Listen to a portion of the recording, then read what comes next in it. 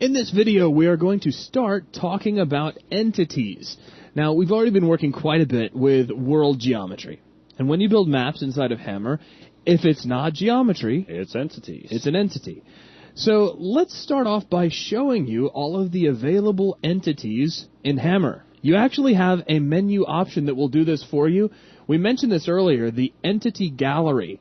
Now, when you click on this, you're going to get a warning that says this will place one of every possible point entity in the current map. Performing this operation on an empty map is recommended. Continue. And the reason that we have started a new map is just so we could do this. When you click yes, you'll have to give Hammer a second because it's doing a lot of work. It's creating a lot of entities.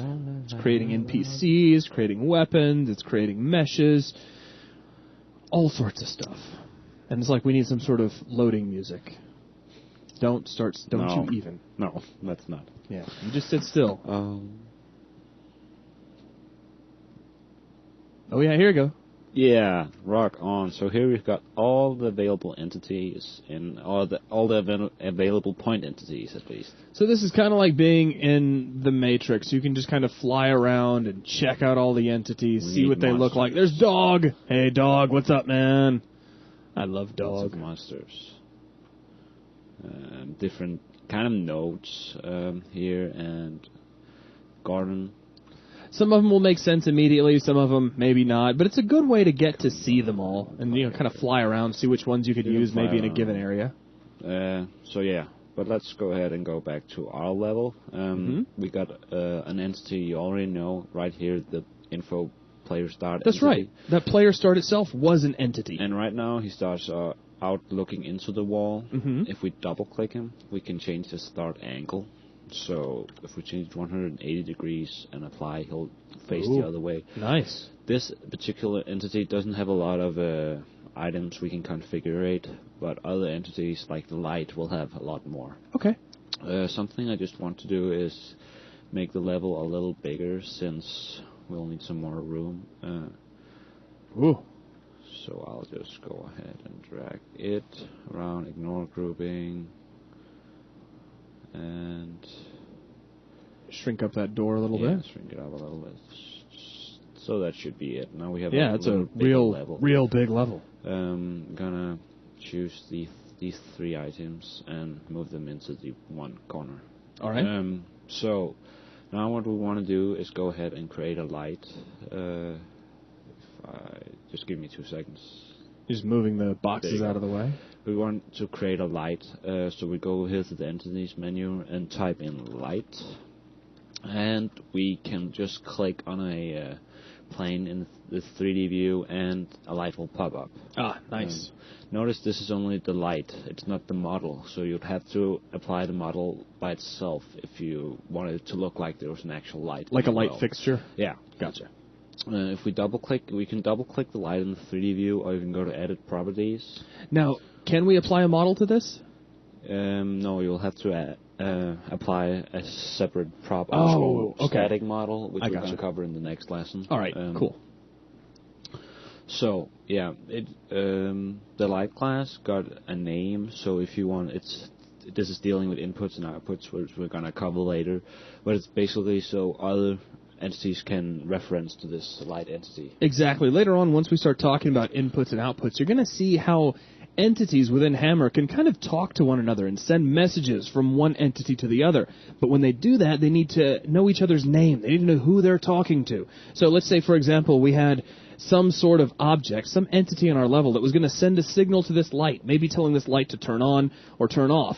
That entity would need to know the light's name. So for now, let's just go ahead and name it light_1. Okay. Apply. You can control the brightness, the color. So let's try a blue, dark blue. Apply. That's actually purple, but maybe you're colorblind. I'm colorblind. I am a colorblind. Yeah. I know. You can adjust how sharp the light is, if it's gonna flicker or not. There's different presets of flickering. There's constant, linear, and quadratic, It's going to be light decay. Setting up a constant decay, the light is going to be just as bright from 1,000,000 miles away as it is 2 inches away. Linear decay is going to cause the light to kind of get dimmer as you move away from it. And quadratic is the same thing, but it's a more harsh decay. The decay is going to be a lot faster. The light will get dimmer as you get really not all that far away at all, but quadratic is the closest to real-world light decay that you can get. Entity to point at isn't that big of a factor right here, because there's not really any other entities in the world. Okay. Except for the player, and maximum distance we're not concerning with, but that's if you want the light to stop or have a decay at one point. Okay, gotcha. So it's kind of like a custom decay value. Yeah. Right. What we want to do now is go ahead and adjust the light map just to show what the light map is. Don't do that just yet. Let's go ahead and just kind of show them what this light would look like in the level, and then we'll come back to that. It. By the way, it's blue because the light has turned blue. Or purple. Yeah. We'll probably make it white when we go to show shadows. We'll probably do that. Dun, dun, dun, dun, dun. Oh, yeah, when you click your tongue like that in the speaker, it probably sounds really awful. Oh, sorry. Just so you know. That's okay. Everybody on the other end of the microphone's like, ugh. Oh. Oh, yeah, you got some ultraviolet light. Like, this is awesome. Like you have some sort of rave party going on. That's awesome. Let's make it flicker and we can dance around. But actually, it does look kind of like a black light. Like you could put some neon in here and it'd be all freaky. Sweet. But you can see we're already casting shadows from the two boxes in here. So let's head on back to Hammer and we can show you how you can adjust those shadows using your light maps.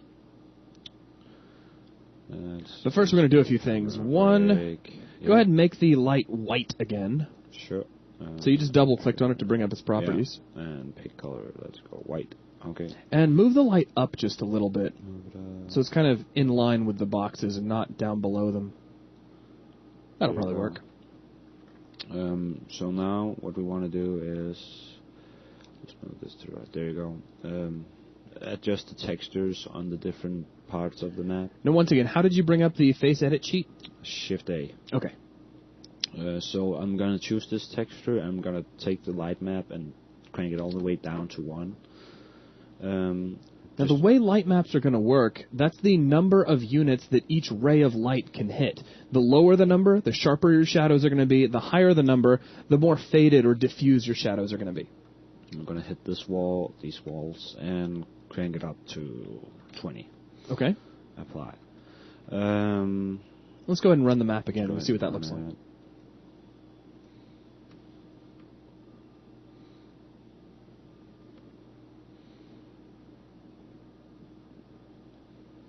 And here it comes, all loading in.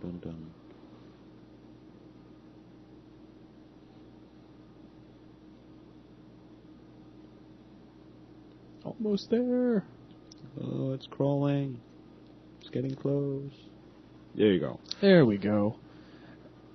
And so here we have a sharp shadow. It's kind of a big shadow because the light was so close to the box. But you can see there on the right-hand side how it is razor sharp. And notice that the the floor texture we didn't adjust, so that's all nice and smooth. Still all soft, and then it gets all hard when it gets up to the wall, which in this case looks a little weird.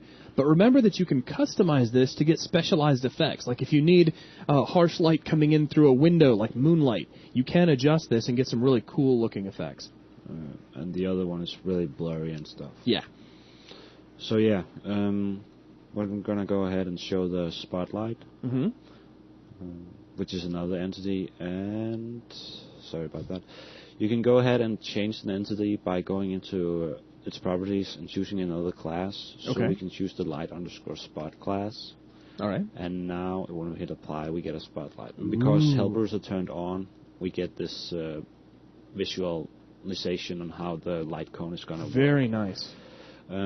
We can, again, pick colors and name it. It got the same name. We can make it flicker. We can make it point at stuff. So if we go ahead and choose the pitch jaw roll, we can say point at and make it point at the box. Oh, nice. So we won't have to... So when you clicked that, a little window popped up. What was that window? Oh, that was... Point at? No, that wasn't concerning. Oh, I gotcha. So yeah, we can change the angle of fading and stuff. So let's make this really small, like 10. That's the inner angle. That's the angle at which you're going to get full brightening of the light. And let's change this to 20. so we get a very more focused light Right, now. that outer angle is going to be the angle at which the light drops off from the outside of the cone. Kind of like your penumbra angle if you're familiar with 3D apps. Let's go ahead and run this.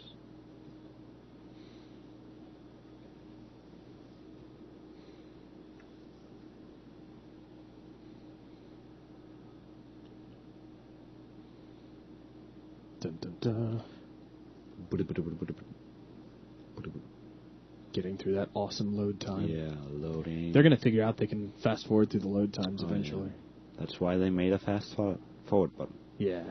Whoa. Oh, and it's dark, but there you go. It's actually working. It's just the light is only within that cone. And of course you can't see the light source itself. Yeah. So, basically, there we have it. All right, so let's go back to Hammer, and let's set up some lighting for this level. Because the rest of the level is all black and scary. Okay. So what we could do is take the spotlight and maybe adjust it a little bit, make it point at where the door is going to be. So right there. Okay. Move it up a little bit. And since I don't like creating new entities all the time, I'm just going to shift drag this. Oh, okay. Duplicate Gotcha. it. Go in and choose light. Rename it. Apply. And yeah, that looks all good. We don't want flickering right now. And we want a light where we start up at. And we want 2 lights in the other. So you're just shift dragging some more lights. And we would probably want to go in and rename these if we need to reference to them later. Let's make that light down there the one that's behind you now. Yeah. As soon as you get done naming. Let's make that kind of a dim light. Let's kind of maybe start changing things up a little bit. Right. Go ahead and leave it white, but dim it out quite a bit. So we'll try a brightness of 100. Okay, right next to that, put another light. Okay. I mean, you could have them in the same spot, but just offset a little bit. Now let's make this like an orange light that flickers. Pick color. So orange would be that color. That's so not orange. Let me help you out there, Mr. Colorblind. Colorblind. That's okay. So That's awesome. That's orange. And let's see, under appearance, we'll choose, let's see, what do we have so many? What, fluorescent flicker, that looks cool. Let's do that. Apply, cancel, and that should be about it for now. Let's go ahead and do a test. Run the map.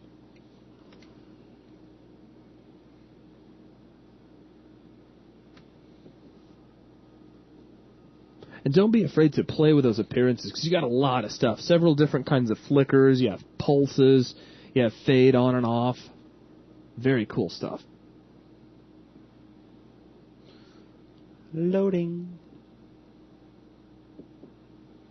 There you go. Ooh, all lighted up and stuff. So now we see the spotlight kind of shining in through the room. Cool. Down here. Oh, look at that. Flickering light. There's our orange flickering light. Looks like we might have had the dim light selected as well when we set it to flicker. But that's okay. So yeah. That is looking very cool. So I think that's about everything we're going to show with basic entity creation for lights. Yep. So that is going to wrap it up for this video. Make sure you save, and we'll go on to the next lesson.